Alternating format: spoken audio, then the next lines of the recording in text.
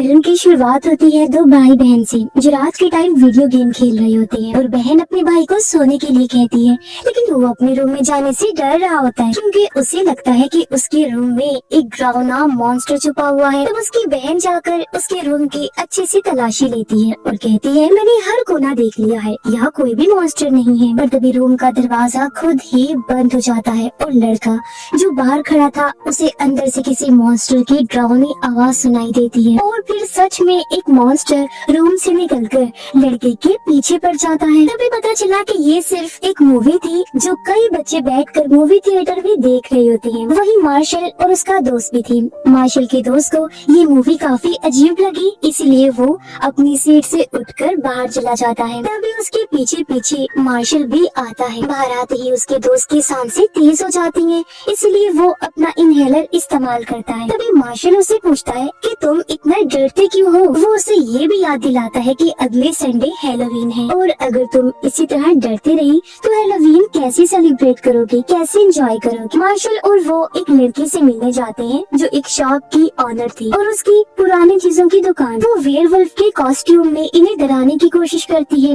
अब उससे मिलने के बाद ये वहाँ से निकलकर घर जाने लगी। मार्शल अपने दोस्त को समझाता है कि उसे अपने डर पर कंट्रोल करना होगा, बल्कि तुम्हें अपने डर का सामना करना चाहिए, इसीलिए जाओ और कबूट के घर की बेल बजाओ। अब यहाँ आसपास के बच्चे कबूट से दूर रहते हैं क्योंकि उन लोगों को लगता है कि वो एक सीरियल किलर है, कातिल है। अब उसका दोस्त हिम्मत करके डोर बेल बजाने ही वाला होता है कि तभी पीछे से कबूट आकर उसे डरा देता है और वो सीधा मार्शल के पास भाग जाता है और फिर दोनों भी अपने अपने घर चले जाते हैं। रात को मार्शल जब अपने घर पर था तो उसकी मॉम अपने दोस्त को बुला लेती है और वो दोनों मिलकर खाना खाते हैं। उसके आने से मार्शल को बहुत बुरा लगा, इसलिए वो गुस्से में आकर खाना बीच में ही छोड़कर अपने रूम में आ जाता है। कुछ देर बाद मार्शल की मॉम उससे बात करने के लिए रूम में आ जाती है। उनका कहना था कि मैं भी अपनी जिंदगी में आगे बढ़ना चाहती हूँ। इतना बोलकर वो वहाँ से चली जाती है। तभी मार्शल को अपनी वॉकी टॉकी पर हल्की सी आवाज आने लगती है जो और किसी की नहीं उसके दोस्त की थी, जो कह रहा था, मार्शल जल्दी से खिड़की से बाहर देखो, क्योंकि ये दोनों एक ही जगह पर रहते थे और आज भी उसके दोस्त की आवाज से लग रहा था कि वो काफी घबराया हुआ है। मार्शल जल्दी से विंडो के पास जाता है और जब वो बाहर झांकता है तो उसकी नजर कबूट के घर पर जाती है जहाँ दो आदमी एक बड़ा सा बॉक्स अंदर ले जा रहे होते हैं। अब बॉक्स देखते ही उसका दोस्त काफी घबरा जाता है क्योंकि उसे लगता है कि ये पक्का किसी की लाश होगी, लेकिन मार्शल थोड़ा सोचता है और अगले ही पल उसने कहा, या फिर कोई मूर्ति या कीमती चीज भी तो हो सकती है ना, क्योंकि वैसे भी कबूट की हरकतें इसी तरह की अजीब। अब अगले दिन मार्शल और उसका दोस्त अपने क्लासमेट से मिलते हैं और उसे कल रात के बारे में सब बताने लगते। क्लासमेट उन्हें बताती है कि वो एक इन्वेस्टिगेटर रिपोर्टर बनना चाहती है बड़े होकर, लेकिन मुझे कभी भी कोई दिलचस्प चीज देखने को मिली ही नहीं। अब ये लोग स्कूल की म्यूजियम में जाते हैं जहाँ अजीबोगरीब चीजों को रखा जाता है, क्योंकि आज इन बच्चों का म्यूजियम ट्रिप था। जिस बीच उन्हें एक अजीब सी अनोखी सी चीज दिखाई जाती है जो एक मम्मी थी। अब उसमें क्लासमेट एक अजीब सी चीज नोटिस करती है कि ये वाली मम्मी एक ताबूत में रखी गई है, जबकि उसके पास ही दूसरा ताबूत भी रखा हुआ है, मगर वो खाली था। इसका मतलब कि वहाँ एक नहीं बल्कि दो मम्मीज थी। तो टीचर बताती है कि दूसरी मम्मी को हाल ही में किसी ने चुरा लिया है। अब कहानी ये थी कि दोनों मम्मीज जब जिंदा थे तो एक दूसरे से बहुत प्यार करते थे। उनकी फैमिलीज उन्हें जिंदा अलग नहीं कर पाई तो उन्हें मम्मीफाई करके हमेशा के लिए ताबूत में बंद कर दिया था, लेकिन कल ही एक मम्मी को चुरा लिया गया है। और अब म्यूजियम की ट्रिप के बाद मार्शल फौरन कहता है कि मम्मी जरूर कबूट नहीं चुराई होगी। ये सुनकर क्लासमेट सीरियस हो गई। पूछती है, अच्छा ये बताओ, जो बॉक्स तुमने देखा कबूट के घर आता हुआ वो कितना लंबा था? उस बॉक्स को उठाने के लिए कितने लोगों की जरूरत पड़ी? जैसे जैसे मार्शल जवाब देता है क्लासमेट का शक पक्का होने लगा कि मम्मी उसी बॉक्स में। अब वो लोग एक प्लान बनाते हैं। रात होती है, कबूट जैसे ही अपने घर से निकलता है तीनों बच्चे फ्लैश लाइट लेकर उसके बेसमेंट में घुस जाते हैं। पर मार्शल का दोस्त वो काफी डरा हुआ था, इसलिए एक रोशनदान के पास चिपक कर खड़ा होता है, लेकिन तभी उसकी नजर एक बड़े से बॉक्स पर पड़ती है जो चादर से ढका हुआ था। धीरे धीरे वो चादर हटा देता है। अब ये क्या चीज थी? जैसे ही वो देखता है उसके पैरों तले जमीन खिसक जाती है। ये वही मम्मी का ताबूत था जिसे देख उसके होश उड़ जाती है। तभी उसकी नजर मम्मी के गले में पड़े एक लॉकेट पर पड़ती है। वो ध्यान से देखने के लिए अपना हाथ बढ़ाता है, लेकिन तभी मम्मी अचानक से उसके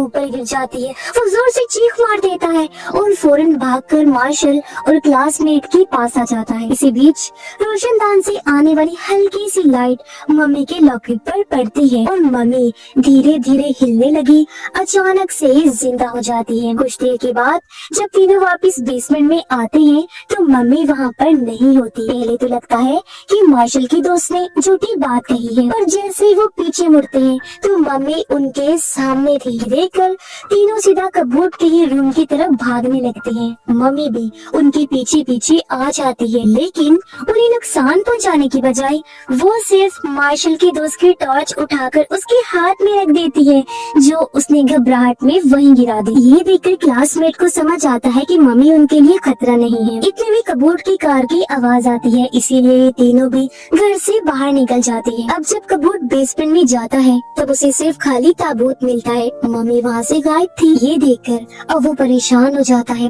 बाहर वो तीनों फैसला करते हैं कि मम्मी को आर्जी तौर पर मार्शल के घर पर छुपा के रखेंगे जब तक कोई हल नहीं निकल कर आता, क्योंकि वो मम्मी इन्हीं के पीछे पीछे आ रही थी। अब मार्शल मम्मी को अपने घर पर लेकर आता है और उसे पिज्जा और हॉट सॉस खाने के लिए देता है, जो देखकर पहले तो मम्मी को अजीब लगा, लेकिन जैसे वो हॉट सॉस खाता है तो ये उसे काफी पसंद आता है। देखकर मार्शल को अपने दूसरे एक दोस्त हेरोल्ड की याद आती है, जो हमेशा ये सॉस पसंद करता था, इसीलिए वो मम्मी का नाम भी हेरोल्ड रख देता है। अब अगले दिन मार्शल की मॉम को ऑफिस का काम होता है तो वो घर से बाहर चली जाती है। मार्शल भी स्कूल के लिए निकल जाता है और हेरोल्ड को यानी उस मम्मी को घर पर चुपचाप बैठने के लिए कहता है, लेकिन हेरोल्ड घर में रुकने की बजाय बाहर चला जाता है। वहीं उसकी नजर एक बस पर पड़ती है जिस पर इजिप्ट यानी मिस्र के प्रिंसेस की तस्वीर बनी हुई थी, जिसे देखकर उसके मन में 4000 साल पहले की अपनी दोस्त के साथ वाली यादें ताजा हो जाती हैं। इसीलिए वो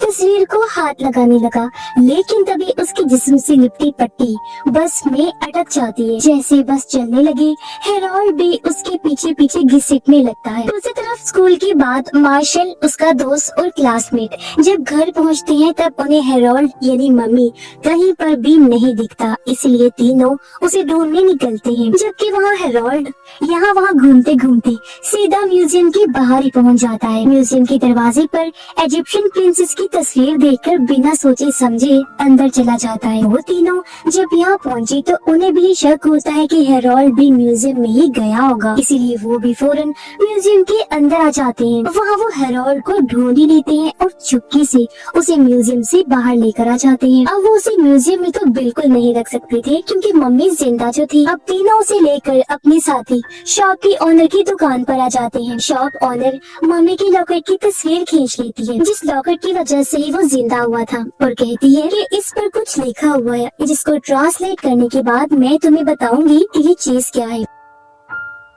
दूसरी तरफ कबूट एक औरत से मिलता है जिसने मम्मी चुराने में उनकी मदद की थी, लेकिन मम्मी तो गायब हो गई थी। जो चीज हालांकि कबूट उसे बताता भी है, लेकिन उसका कहना था कि मैं कुछ नहीं जानती, मुझे जल्द से जल्द पैसे चाहिए, और वहाँ से जाने के लिए कहती है। उधर शॉप ऑनर लॉकेट पर लिखे गए वर्ड्स को गूगल वगैरह की मदद से ट्रांसलेट करती है और उसे समझ आ जाती है। वो उन तीनों को बताती है कि इस लॉकेट पर लिखा हुआ है कि चांद की रोशनी मम्मी को जिंदा कर सकती है, लेकिन एक बात, जिंदा होने के बाद उसको सिर्फ 3 दिन के अंदर वापस अपने ताबूत में जाना होगा, वरना वो धूल बन जाएगा।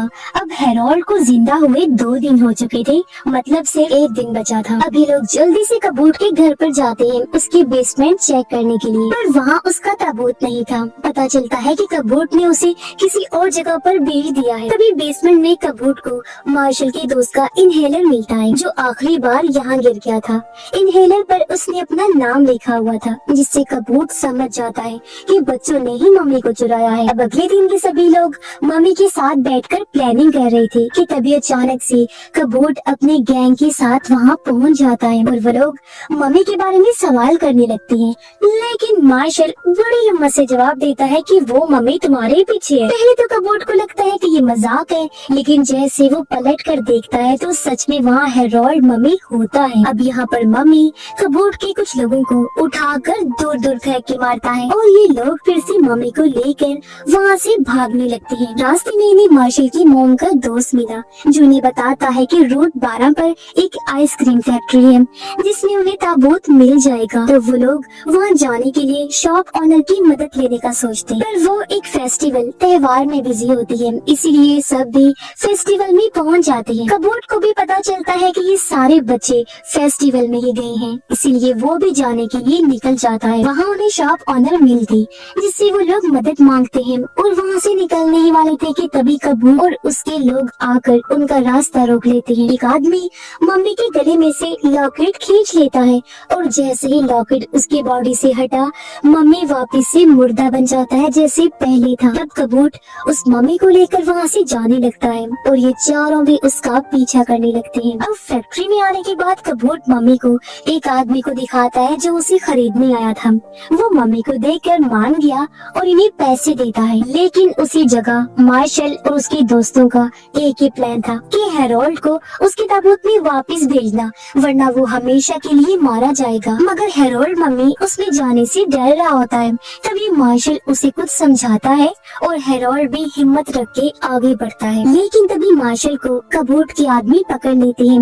मार्शल का दोस्त रस्सी पर लटक कर लॉकेट पकड़ने की कोशिश करता है और तभी मार्शल लॉकेट पहले ही पकड़कर उसे हेरोल्ड मम्मी की तरफ फेंक देता है। जैसे ही लॉकेट हेरोल्ड के गले में जाकर गिरता है, एक बार फिर से मम्मी जिंदा हो जाता है। उसके जिंदा होते ही अब बस फिर क्या था, वो कबूत के सारे लोगों को मजा चखाने लगता है, उन्हें उठा उठा कर दूर पटक पटक के मारता है, बुरी तरह से पीटने लगा। इसके बाद ही सभी लोग उनको एक रस्सी से बांध देते हैं और जल्दी से म्यूजियम की तरफ भागते हैं। अब म्यूजियम में आने के बाद हेरोल्ड अपने दोस्त को जिंदा कर देता है और दोनों भी एक दूसरे को देखकर गले मिलते हैं और आखिरी बार सुकून की सांस लेते हैं, जिसके बाद वो दोनों भी अपने अपने ताबूत में जाकर लेट जाते हैं हमेशा की नींद सोने के लिए। इसके बाद खबरों में दिखाया जाता है कि एक मम्मी अपने आप ही म्यूजियम आकर ताबूत में लेट गई है, जो काफी हैरान कुन खबर थी और ये हेरोल्ड की ही बात हो रही थी।